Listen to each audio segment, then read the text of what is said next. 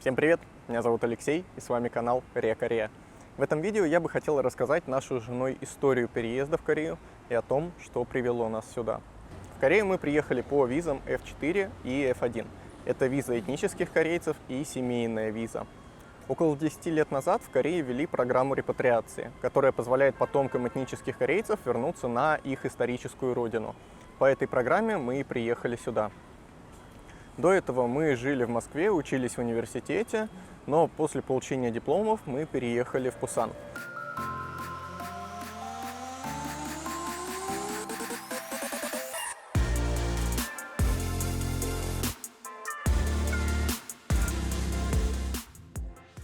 Это второй по населенности город Кореи, приморский город с красивыми видами и горными пейзажами.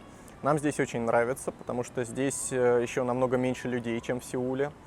И сейчас я бы хотел рассказать о том, как все это началось.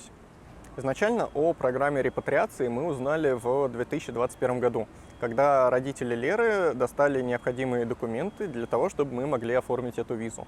Это было свидетельство о смерти ее дедушки, где в графе «национальность» было указано, что он кореец. Это был ключевой документ, который требовался для оформления этой визы. И дальше мы начали собирать остальной пакет, чтобы записаться в посольство и подать Лере на визу. Когда мы начали изучать материал, мы также поняли, что чтобы я мог получить семейную визу, нам нужно было состоять в официальном браке не менее 1 года. Поэтому уже в апреле 2022 года мы с Лерой расписались. Изначально мы планировали сделать это после окончания университета и год пожить в Москве, подготовиться к переезду, поучить язык, но история внесла свои коррективы. Поэтому уже летом 2022 года мы пошли учить язык. Мы нашли в Москве центр изучения восточных языков, Mandarin School, и записались туда на занятия в течение 3 месяцев. Но нам не очень понравилось там учиться, поэтому договор мы продлять не стали, а нашли частного репетитора, с которым занимаемся до сих пор. Дальше. Осенью родители подарили нам поездку в Корею на медовый месяц, чтобы мы могли посмотреть страну и понять, понравится ли нам здесь или нет. Мы были очень рады такому подарку. Мы поехали в Сеул на 10 дней. Нам все очень-очень понравилось. И после возвращения в Россию мы поняли, что можем смело переезжать в Корею и что мы здесь не пропадем.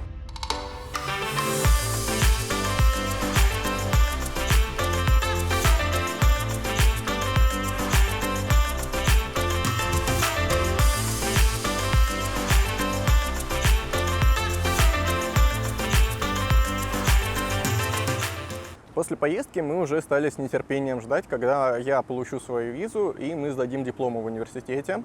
И вот в июне 2023 года мы наконец-таки поехали в Корею. Летели мы через Китай, так как прямых рейсов не было, с пересадкой в Пекине, и прилетали в Сеул, так как до Пусана лететь было слишком дорого. В Сеуле мы остановились на 1 ночь, чтобы восстановить силы, и после сели на поезд в Пусан.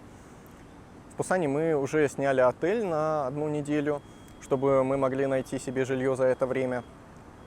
Еще до поездки в Корею мы изучили основную информацию о том, как здесь устроена система съема жилья. Когда вы снимаете тут квартиру, вы оставляете достаточно крупную сумму под залог, которую вам возвращают после окончания действия договора. И чем выше этот залог, тем ниже у вас будет арендная плата. Так как из России у нас был лимит на вывоз валюты, то большого залога мы себе позволить не могли. И приходилось искать из того, что есть. Помимо этого, квартиры здесь часто ищут не онлайн, а в риэлторских агентствах, которые расположены на каждом углу. Выглядят они как-то так. При этом, если вы ищете в таком агентстве себе квартиру, то они могут вам подобрать в ближайших домах или как максимум в вашем районе. То есть нельзя, гуляя в районе А, искать квартиры в районе Б. Вам нужно идти сразу туда. Буквально первые несколько дней мы прошли около 20 риэлторских агентств. Была ужасная жара, и мы очень устали. Больше всего нас расстроило то, что когда мы подходили к агентству, и у них были вывешены листовки с вариантами съема жилья, мы спрашивали, можем ли мы посмотреть эту квартиру, они говорили, что это уже устаревший вариант. когда мы их спрашивали, есть ли какие-либо варианты под наши запросы, они говорили, что, извините, вариантов нет. В итоге, спустя несколько дней мы очень были расстроены и решили полезть в дебри корейского интернета, чтобы искать квартиры онлайн. Нам понравился один вариант, поэтому мы попросили репетитора списаться с риэлтором, чтобы мы могли посмотреть эту квартиру. Он пригласил нас уже на следующий день, и квартира нам очень понравилась. Она была просторная, светлая. Выглядело на тот момент это как-то вот так.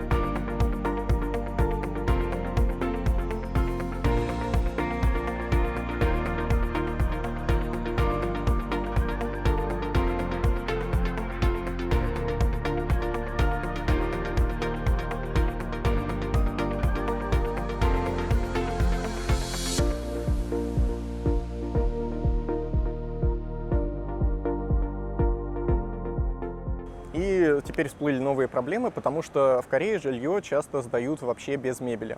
У нас было только 2 шкафа и тумба в коридоре. Поэтому в первые же дни мы поехали в Икею, чтобы купить себе одеяло, подушки, купили в крупном магазине возле дома напольный матрас, после чего уже стали искать, где можно заказать мебель и технику с доставкой. Отдельной проблемой для нас стало то, что у нас еще не было ID-карты.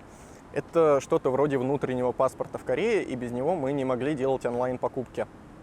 Поэтому нам приходилось приезжать в магазин, смотреть, что у них есть, и на месте уже оформлять доставку. Икея со времен ковида до сих пор работает за безналичную оплату, поэтому мы провели там несколько часов, пытаясь договориться, чтобы мы у них купили хоть каким-то образом эти товары и заказали доставку. Слава богу, что там было много англоговорящих консультантов, и в итоге нам пришлось за наличные купить подарочные карты. За них мы уже оплатили доставку и наши товары. Привезли нам все достаточно быстро. Наша квартира теперь выглядит вот так.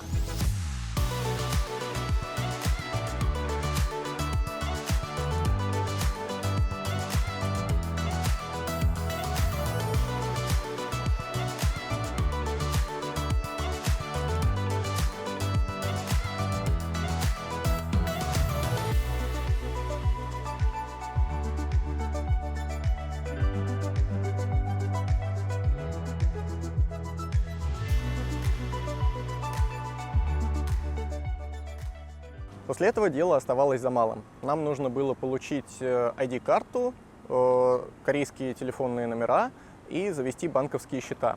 Все это мы уже сделали. Сейчас мне осталось только обменять свои российские права на корейские. И теперь, когда у нас все есть, я хотел бы поделиться своими впечатлениями о Корее, поэтому и завел этот канал. И теперь я расскажу, что мы планируем делать дальше. Осенью Лера устроится на работу по своей визе, чтобы в будущем у нас была возможность получить вид на жительство, визу F5. Когда у нас подойдет к концу срок действия договора на квартиру, мы переедем в другой район Пусана. Не так давно ввели программу по развитию малонаселенных регионов, и если мы переедем в один из таких, то у меня будет возможность работать уже по моей визе. А пока мы продолжаем учить язык. В ноябре мы планируем сдавать экзамен по корейскому языку на 2 из 6 уровней. И узнавать Корею, делиться впечатлениями с вами. Поэтому, если вам интересна Корея, вы можете следить за новостями, подписавшись на канал и поставив лайк под этим видео. Всего хорошего и до новых встреч!